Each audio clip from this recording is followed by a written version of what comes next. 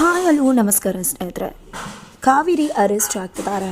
ಕೀರ್ತಿ ಎಣೆದ ಬಲೆಗೆ ಕಾವೇರಿಯವ್ರ ಪತ್ರ ಅಥವಾ ಲಕ್ಷ್ಮಿ ಮತ್ತು ಕೀರ್ತಿಗೆ ಪರಲೋಕ ತೋರಿಸೋಕ್ಕೆ ಹೋಗಿದ ಕಾವೇರಿನೇ ಇಬ್ಬರು ಕೂಡ ಸೇರಿಕೊಂಡು ಅರೆಸ್ಟ್ ಮಾಡಿಸಿದ್ರೆ ಏನು ಕತೆ ಏನು ತಿಳ್ಕೊಬೇಕು ಅಂದರೆ ಈಗಲೇ ನಮ್ಮ ಈ ಚಾನಲ್ನ ಸಬ್ಸ್ಕ್ರೈಬ್ ಮಾಡಿ ಹಾಗೆ ಈ ಒಂದು ವಿಡಿಯೋವನ್ನು ಪೂರ್ತಿಯಾಗಿ ನೋಡಿ.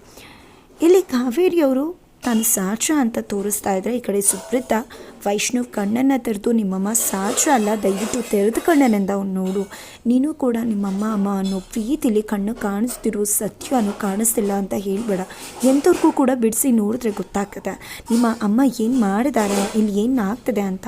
ಆದರೆ ಯಾಕೆ ವೈಷ್ಣವ್ ನೀನು ತೆರೆದ ಕಣ್ಣಿನಿಂದ ನೋಡಿದೆ, ಮಾಸ್ಕ್ ಹಾಕ್ಕೊಂಡಿದ್ಯಾ, ದಯವಿಟ್ಟು ಬ್ಲೈಂಡ್ ಆಗಬೇಡ, ಅರ್ಥ ಮಾಡ್ಕೊ. ಇಲ್ಲಿ ಕೀರ್ತಿ ಮತ್ತು ಮಹದೇವಯ್ಯ ಹೇಳ್ತಿರೋ ಸತ್ಯಕ್ಕೂ ಅವತ್ತು ಲಕ್ಷ್ಮಿ ಬಂದು ನಮ್ಮ ಹತ್ರ ಸತ್ಯ ಹೇಳಿದಕ್ಕೂ ಒಂದೇ ಅಂತ ಅನ್ನಿಸ್ತಿಲ್ವಾ? ಕ್ಯಾಮ್ರಾ ವಿಷಯವಾಗಿ ಇವರೇನು ಹೇಳಿದ್ರು ಅವತ್ತು ಕೂಡ ಲಕ್ಷ್ಮಿ ಅದನ್ನೇ ಹೇಳಿದ್ದಲ್ವ. ಕೀರ್ತಿ ಬೇಕಿದ್ರೆ ಮಹದೇವ ಇವ್ರನ್ನ ಮ್ಯಾನಿಪುಲೇಟ್ ಮಾಡ್ಬೋದು, ಆದರೆ ಲಕ್ಷ್ಮಿನ ಮ್ಯಾನಿಪುಲೇಟ್ ಮಾಡೋಕ್ಕಾಗತ್ತಾ ಹೇಳು? ಅವತ್ತು ಲಕ್ಷ್ಮಿ ಕೂಡ ಬಂದು ಅತ್ತೆ ಮತ್ತು ಕೀರ್ತಿ ಇಬ್ಬರೂ ಕೂಡ ನಾನು ನೋಡಿದೆ, ಕೀರ್ತಿಯವರು ಬೆಟ್ಟದ ಮೇಲಿಂದ ಓಡೋಕಿಲ್ಲ ಅನ್ನೋ ಸತ್ಯ ಹೇಳಿದ್ದಲ್ವ. ಇಷ್ಟು ಬಾರಿ ಅವಳು ಈ ಒಂದು ಸತ್ಯನ ನಮ್ಗೆ ಅರ್ಥ ಮಾಡಿಸೋಕೆ ಟ್ರೈ ಮಾಡಿದ್ಲು. ಅವಳು ತುಂಬಾ ಕಷ್ಟಪಟ್ಟಿದ್ದಾಳೆ ಕೀರ್ತಿ ಸಾವಿಗೆ ನ್ಯಾಯ ಕೊಡಿಸ್ಬೇಕು ಅಂತ. ಹುಚ್ಚಿ ಆಗದೆ ಇದ್ದರೂ ಕೂಡ ಆಶ್ರಮದಲ್ಲಿ ಹುಚ್ಚಿ ಅಂದ್ಕೊಂಡಿದ್ಲು.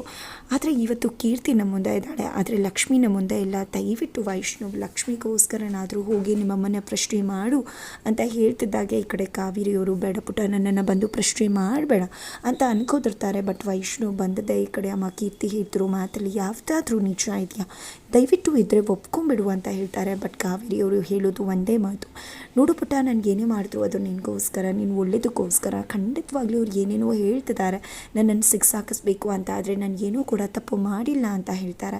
ನಂತರ ಕುಸ್ತು ಮಂಡಿಯೂರಿ ಕೂತಂಥ ವೈಷ್ಣವ್ ದಯವಿಟ್ಟು ಅಮ್ಮ ಮಂಡಿಯೂರಿ ಕೇಳ್ತಿದ್ದೀನಿ, ದಯವಿಟ್ಟು ಏನಾದರೂ ಇದ್ರೆ ಸತ್ಯ ಹೇಳು ಅಂದಾಗ ಇಲ್ಲ ಪುಟ್ಟ ನನಗೇನೂ ಮಾಡಿಲ್ಲ ಅಂತಲೇ ಹೇಳ್ತಾರೆ. ಈ ಕಡೆ ಕೀರ್ತಿ ಚುಪ್ಪಾಳೆ ಹೊಡಿತಾ ಹೌದು ವೈಷ್ಣವ್ ಎಲ್ಲಾದರೂ ನೋಡಿದ್ಯಾ ಕಳ್ಳರು ಕೊಲೆಗಾರರು, ನಾವು ಕೊಲೆ ಮಾಡಿದ್ದೀವಿ ಅಂತ ಒಪ್ಕೋತಾರೆ, ಕಳ್ಳರು ನಾನು ಕಳ್ತನ ಮಾಡಿದ್ದೀನಿ ಅಂತ ಒಪ್ಕೋತಾರೆ. ನೀನು ಹೋಗ್ಬಿಟ್ಟು ಕಾವೇರಿ ಆಂಟಿ ಹತ್ರ ನೀವು ಕೊಲೆ ಮಾಡಿದ ನಿಜನಾ ಅಂತ ಹೇಳಿದರೆ ಅವ್ರು ಸುಳ್ಳು ಅಂತಲೇ ಹೇಳೋದಲ್ವ. ಅವ್ರಿಗೆ ಎಂತೆಂಥ ಕೆಲಸ ಮಾಡಿಲ್ಲ, ಯಾವತ್ತಿಗೂ ಕೂಡ ಇವರು ಬದಲಾಗೋ ಜಾಯಮಾನನೇ ಅಲ್ಲ, ಬದಲಾಗೋ ನೇಚರ್ ಕೂಡ ಇಲ್ಲ ಅಂತ ಹೇಳ್ತಿದ್ದಾರೆ. ತದನಂತರ ಆ ಕಡೆ ಬೆಟ್ಟದ ಮೇಲಿನ ಮಹಾದೇವಯ್ಯಗೆ ಊಟ ಕೊಟ್ಟಿದ್ರೆ ಗಂಗಕ್ಕ ಒಂದು ಪ್ರಶ್ನೆಯನ್ನು ಕೂಡ ಜೊತೆಯಾಗಿ ಕೇಳ್ತಾರೆ, ನಿಮ್ಮನೆ ಇಲ್ಲಿ ಕರೆಸಿದ್ಯಾರು ಸುಪ್ರೀತಾ ಮೇಡಮ್ಮ ಅಥವಾ ಕೀರ್ತಿ ಅಕ್ಕನ ಅಂತ.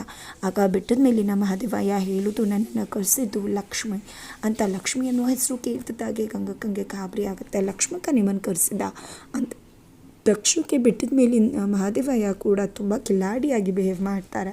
ನಿಮ್ಮ ಹೆಸರೇನು ಅಂತ ಕೇಳ್ತಾರೆ. ಗಂಗಾ ಅಂತಿದ್ದಾಗೆ ಹಾಗಿದ್ರೆ ಸುಪ್ರೀತಾ ಕೀರ್ತಿ ಗಂಗಾ ನನಗೆ ಕರೆಸಿದ್ದು ನೀವೇನೆ ಅಂತ ಬೆಟ್ಟದ ಮೇಲಿನ ಮಹಾದೇವಯ್ಯ ಹೇಳಿದ ತಕ್ಷಣ ಗಂಗಕ್ಕ ಗಾಬರಿ ಆಗಿಬಿಡ್ತಾರೆ.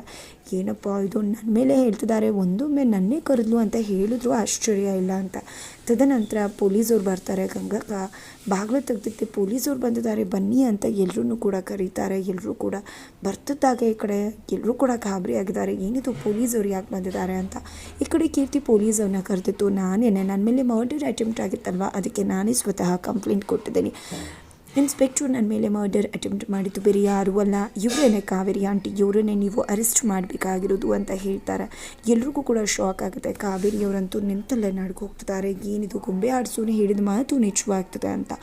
ಈ ಕಡೆ ಅಜ್ಜಿ ಅಂತೂ ಏನಿದು ನಮ್ಮನೇಲೆ ಆಡು ಬೆಳೆದು ಹುಡುಗಿ ಅಂತ ಅಂದ್ಕೊಂಡ್ರೆ ನನ್ನ ಮಗಳನ್ನೇ ಕೊಲೆಗಾತಿ ಅಂತ ಹೇಳ್ತಿದ್ಯಾ ಅಂತ ಕೇಳ್ತಿದ್ದಾರೆ. ಈ ಕಡೆ ಕೃಷ್ಣಕಾಂತ್ ಅಂಕಲ್ ಕೂಡ ಇಷ್ಟೊಂದು ಚಿಕ್ಕ ವಿಷಯಕ್ಕೆ ಇದೆಲ್ಲ ಬೇಕಿತ್ತ ಕೀರ್ತಿ ಅಂತ ಹೇಳಿದಾಗ ಯಾರು ಅಂಕಲ್ ಹೇಳಿದ್ದು ಮರ್ಡರ್ ಅಟೆಂಪ್ಟ್ ಚಿಕ್ಕ ವಿಷಯ ಅಂತ. ಕಾವೇರಿ ಆಂಟಿ ಎಂದೂ ಕೂಡ ಬದಲಾಗೋದಿಲ್ಲ, ರಕ್ತದ ರುಚಿ ಹತ್ಬಿಟ್ಟಿದೆ ಅವ್ರಿಗೆ, ಕುಡಿಯೋದು ಬಿಟ್ಟರೆ ಇನ್ನೇನೂ ಕೂಡ ಗೊತ್ತಿಲ್ಲ ಅವ್ರಿಗೆ ಅಂತ ಕೀರ್ತಿ ಹೇಳ್ತಾಳೆ. ತದನಂತರ ನಮ್ಮದು ತುಂಬ ರೆಸ್ಪೆಕ್ಟೆಡ್ ಫ್ಯಾಮಿಲಿ, ಸೊ ದಯವಿಟ್ಟು ಇಲ್ಲಿ ನಾವು ಏನಿದೆಯೋ ಅದನ್ನು ನಾವೇ ಮಾತಾಡ್ಕೋತೀವಿ, ಇಲ್ಲಿಂದ ಹೊರಡಿ ಅಂತ ಕೃಷ್ಣಕಾಂತ್ ಹೇಳಿದ್ದಕ್ಕೆ ಏನು ಮಾತಾಡ್ತಿದ್ರೆ, ನಾವಿಲ್ಲಿ ಅತಿಥಿ ಸತ್ಕಾರ ಮಾಡಿಸ್ಕೊಂಡು ಊಟ ಮಾಡೋದಕ್ಕೆ ಬಂದಿದ್ದೀವಿ ಅಂತ ಅಂದ್ಕೊಂಡಿದ್ರೆ ನಮಗೆ ಕಂಪ್ಲೇಂಟ್ ಬಂದಿದೆ, ಹಾಗಾಗಿ ಅಕ್ಯೂಸ್ಡ್ನ ಅರೆಸ್ಟ್ ಮಾಡಿಕೊಂಡು ಕರ್ಕೊಂಡು ಹೋಗೋಕ್ಕೆ ಬಂದಿದ್ದೇವೆ ಅಂತ ಹೇಳ್ತಾರೆ ಇನ್ಸ್ಪೆಕ್ಟರ್. ಈ ಕಡೆ ಕೀರ್ತಿ ಅಂತೂ ಇವ್ರನ್ನ ಅರೆಸ್ಟ್ ಮಾಡ್ಕೊಂಡು ಕರ್ಕೊಂಡು ಹೋಗಿ ಇನ್ಸ್ಪೆಕ್ಟರ್ ಅಂತಿದ್ದಾಗೆ ಕಾವೇರಿಯವ್ರನ್ನ ಇಟ್ಕೊಂಡು ಎಳ್ಕೊಂಡು ಹೋಗೋಕ್ಕೆ ಮುಂದಾಗ್ತಿದ್ದಾರೆ ಪೊಲೀಸ್. ಆದರೆ ಇಲ್ಲಿ ಕೃಷ್ಣಕಾಂತ್ ಹಾಗೆ ವೈಷ್ಣವ್ ಇಬ್ಬರು ಕೂಡ ರಿಕ್ವೆಸ್ಟ್ ಮಾಡ್ಕೋತಿದ್ದಾರೆ, ದಯವಿಟ್ಟು ನಮ್ಮಮ್ಮನ ಅರೆಸ್ಟ್ ಮಾಡಿಬಿಡಿ, ನಮ್ಮಮ್ಮ ಏನೂ ಕೂಡ ತಪ್ಪು ಮಾಡಿಲ್ಲ, ನೀನು ಮಿಸ್ಕನ್ಸೆಪ್ಷನ್ ಆಗಿದೆ, ದಯವಿಟ್ಟು ಅರ್ಥ ಮಾಡ್ಕೊಳ್ಳಿ ಅಂತ. ಆದರೆ ಇಲ್ಲಿ ಇನ್ಸ್ಪೆಕ್ಟರ್ ಮಾತ್ರ ನಾವೇನೂ ಕೂಡ ಮಾಡೋಕ್ಕಾಗೋದಿಲ್ಲ, ಏನೇ ಇದ್ದರೂ ಕೂಡ ಬಂದು ಕೋರ್ಟಲ್ಲಿ ಮಾತಾಡಿ, ಪೊಲೀಸ್ ಸ್ಟೇಷನ್ಗೆ ಬಂದು ಮಾತನಾಡಿ ಅಲ್ಲಿವೇ ಕೂಡ ಕೂತು ಮಾತಾಡೋಣ, ಮತ್ತು ನಿಮ್ಮ ಲಾಯರ್ ಇಟ್ಕೊಂಡು ಬಂದು ಬಿಡಿಸ್ಕೊಂಡು ಕರ್ಕೊಂಡು ಹೋಗ್ಬೋದು ಅಂತ ಹೇಳ್ತಾರೆ. ಜೊತೆಗೆ ಈ ಕಡೆ ಕಾವೇರಿಯವರು ಇಲ್ಲ ನಾನು ಹೋಗೋದಿಲ್ಲ ಅಂತ ಹೇಳಿ ಒಳಗಡೆ ಹೋಗ್ಬಿಡ್ತಾರೆ. ಆದರೆ ಪೊಲೀಸವರು ಬಿಡಬೇಕಾ, ಲೇಡಿ ಕಾನ್ಸ್ಟೇಬಲ್ನ ಕರೆಸದೆ ಕಾವೇರಿಯವ್ರನ್ನ ಅರೆಸ್ಟ್ ಮಾಡ್ಕೊಂಡು ಬನ್ನಿ ಅಂತ ಹೇಳ್ತಾರೆ.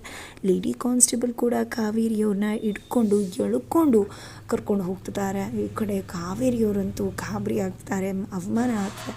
ಫೈನಲಿ ಪೊಲೀಸವ್ರನ್ನ ಎಳ್ಕೊಂಡು ಹೋಗ್ತಾ ಇದ್ರೆ ಹಿಂದೆ ವೈಷ್ಣವ್ ಎಲ್ಲ ಕೂಡ ಓಡಿ ಬರ್ತಿದ್ದಾರೆ. ಫೈನಲಿ ಕೀರ್ತಿ ಲಕ್ಷ್ಮಿ ಅವರಿಗೆ ಮಾಡಿದ ಮೋಸಕ್ಕೆ ಇವತ್ತು ಕಾವೇರಿ ಪೊಲೀಸರ ಅತಿಥಿ ಆಗ್ತಿದ್ದಾರೆ. ಈ ಕಡೆ ಪೊಲೀಸ್ ಜೀಪಲ್ಲಿ ಕಾವೇರಿ ಹೋಗ್ತಾ ಇದ್ರೆ ಈ ಕಡೆ ಕೀರ್ತಿ ಫುಲ್ ಖುಷಿ ಪಡ್ತಿದ್ದಾಳೆ. ಹಾಗಿದ್ರೆ ಇಲ್ಲಿ ಲಕ್ಷ್ಮಿ ಬರ್ತಾಳೆ ಅಂತ ಹೇಳಿದ್ವಿ, ಹಾಗಿದ್ರೆ ಲಕ್ಷ್ಮಿ ನಿಜವಾಗ್ಲೂ ಕೂಡ ತೀರಿ ಹೋಗಿದ್ದಾಳ? ಖಂಡಿತ ಇಲ್ಲ, ಇದೆಲ್ಲದರ ಮಾಸ್ಟರ್ ಮೈಂಡ್ ಲಕ್ಷ್ಮಿನೇ. ಹಾಗಿದ್ರೆ ಇಲ್ಲಿ ಲಕ್ಷ್ಮಿ ಇಲ್ಲಿ ಪೊಲೀಸ್ ಸ್ಟೇಷನಲ್ಲಿದ್ದಾರಾ ಅಥವಾ ಲಕ್ಷ್ಮಿ ಎಂಟ್ರಿ ಹೇಗಾಗುತ್ತೆ ಏನಾಗುತ್ತೆ ತಿಳ್ಕೊಬೇಕು ಅಂದರೆ ಮುಂದಿನ ವಿಡಿಯೋವನ್ನು ನೋಡಿ.